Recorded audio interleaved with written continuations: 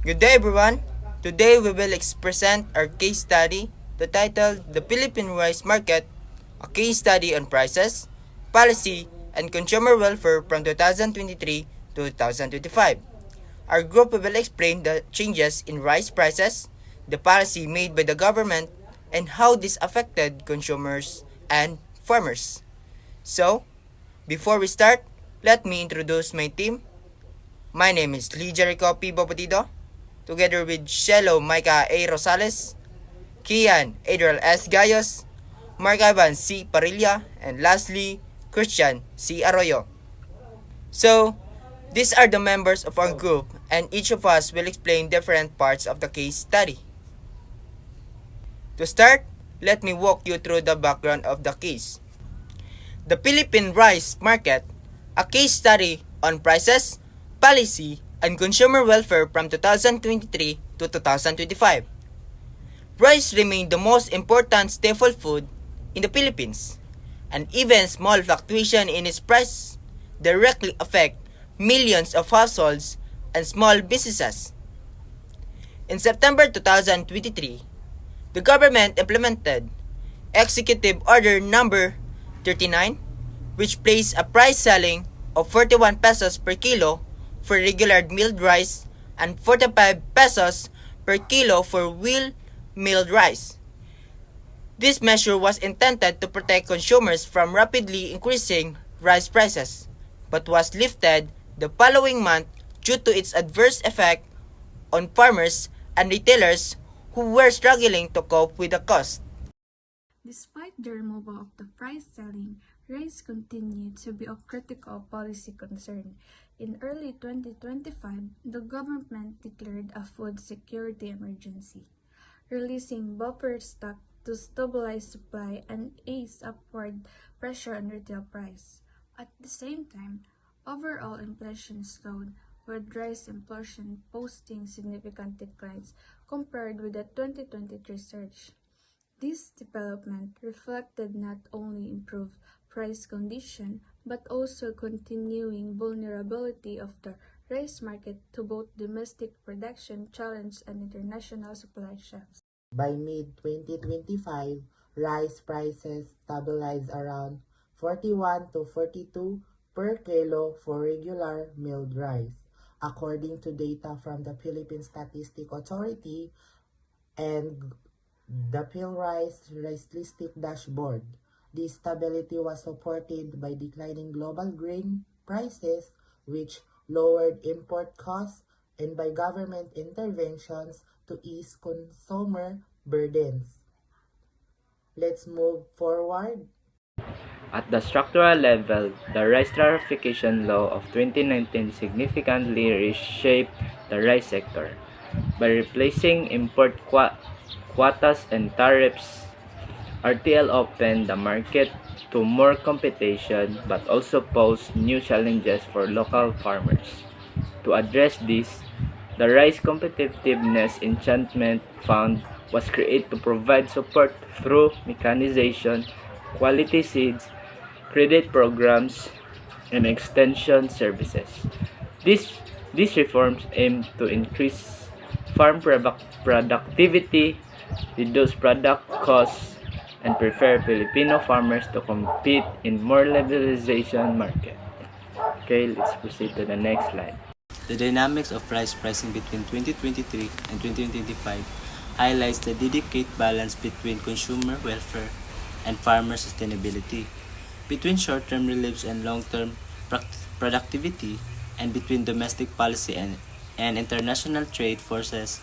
Understanding these complexities provides an important foundation for analyzing supply and demand, consumer and producer behavior, production costs, and government intervention within the Philippine rice market. Okay, let's proceed to the next slide. Stakeholders. First, consumers or households. Adjust budget to absorb higher rice price. Second, carinderias or small businesses face higher operating costs, often forced to raise menu prices or reduce portions. Third, farmers and millers struggles with production costs, weather disruption, and competition from imports. Fourth, importers or traders balance tariffs, logistics, and global price shifts. Fifth, government manages policies like buffer stock, releases tariffs, and subsidies to balance affordability with farm viability. Core microeconomic issues, scarcity and opportunity costs. Households are collecting budget from other goods to buy rice. Supply and demand, domestic shortage and global price fluctuation shifting equilibrium price. Consumer and producer behavior, change in consumption and production decisions due to price movements. Cost of production, fertilizer, fuel, and mechanization affecting farmers' cost structures, marketing structures and trade, tariff reforms influencing competition, and the role of imports. So this concept explain the behavior in the rice market. Price change, production costs, and supply shortage all influence how consumer and producer respond. Problem statement. How can the Philippines maintain affordable rice prices for consumers while ensuring farmer welfare, sustainable production, and stable supply in the long run?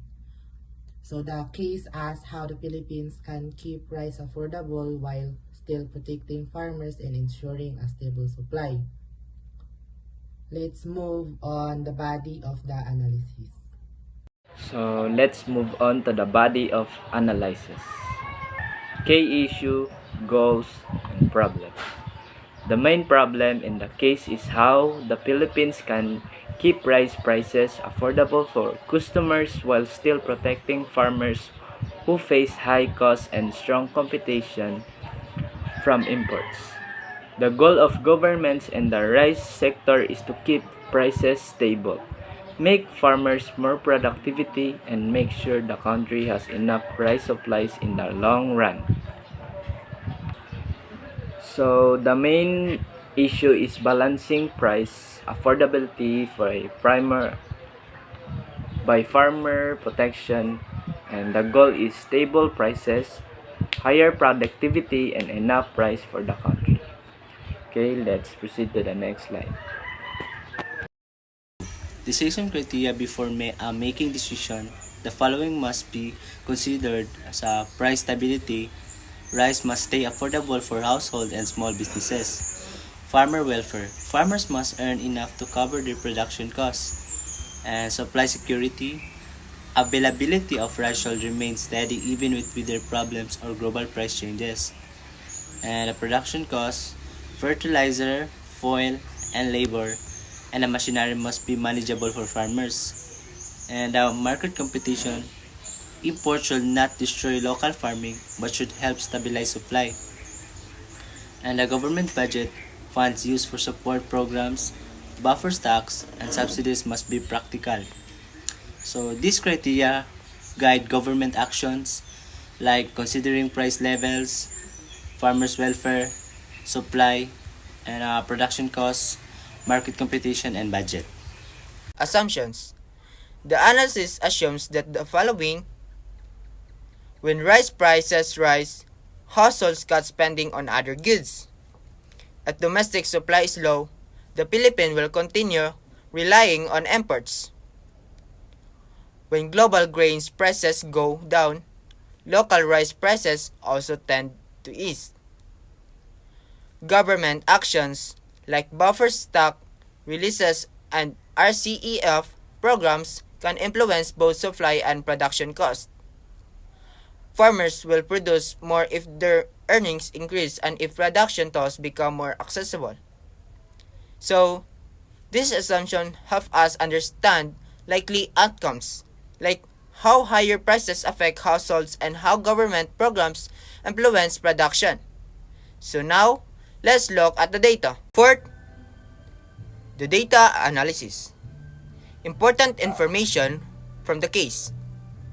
So, in September 2023, the government set the price selling of 41 to 45 pesos per kilo, but this hurt farmer and retailers, so it was removed.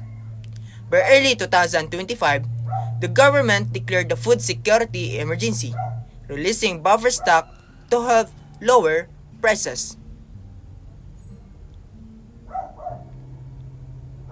By mid-2025, prices stabilized at a 41 to 42 per kilo for regular milled rice. Declining global grain prices help reduce import costs.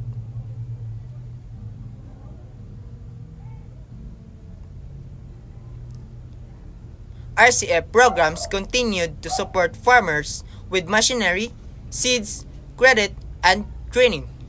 So, in the data shown that the 2023 price selling hurt farmers.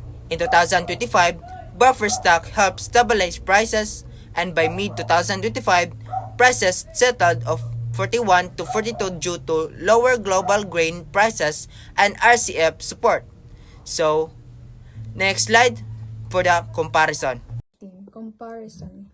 Price selling 2023 lowered consumer price but harmed farmers and retailers not sustainable. Market-based pricing with government support 2025 stabilized price without forcing farmers to sell below cost. Tariffication system allowed more imports but required strong farmer support programs to avoid hurting local producers. Number 5. Preferred alternative with rational preferred option. Strengthen farmer productivity programs while maintaining a flexible market with monitored imports. This option is better because it avoids forcing farmers to sell at very low price. It keeps rice affordable by improving supply, not by controlling price. It prefers farmers to compete with imported rice through better seeds, mechanization, and lower costs. It works with both domestic and production and international supply trends. Here we compare option. The price selling failed, while market-based pricing with the support programs work better. Tariffication help imports but requires strong farmer supports. Now for our preferred alternative. Tariffication, predicted outcome, recommendations. If this option is followed, rice prices can stay stable because supply will improve both locally and through imports when needed. Farmers will benefit from higher productivity and lower production costs, letting them earn more even with competitive pricing. Consumers will experience fewer large price swings, protecting them from sudden inflations. The government will rely less on emergency policies like price ceilings. So this option improves supply, raises farmer income, protects consumers from price swings, and reduces the need for emergency actions. The case shows that balancing cheap rice for customers and fair income for farmers is difficult but possible. Short-term solutions like price ceilings do not work well because they harm farmers and disrupt the market. Long-term solutions such as boosting farm productivity, improving buffer stocks, and using import wisely give a more stable and sustainable result. By focusing on the productivity and smart government intervention, the Philippines can achieve both affordable price and strong farmers' welfare. So the case shows that long-term solutions like supporting farmers and managing supplies work better than short-term controls like price ceilings. So next slide, the final recommendation. Recommendation. The best approach is to support farmers through stronger RCEF programs, maintain steady buffer stocks, and use imports in a controlled and timely way. This allows the country to keep rice prices affordable without hurting those who produce it. Investment in a climate-resilient farming and better technology will also help secure the country's rice supply for the long term. The best approach is to strengthen RCEF, maintain buffer stocks, and manage import properly to protect both consumers and farmers. And finally, thank you guys, that's all.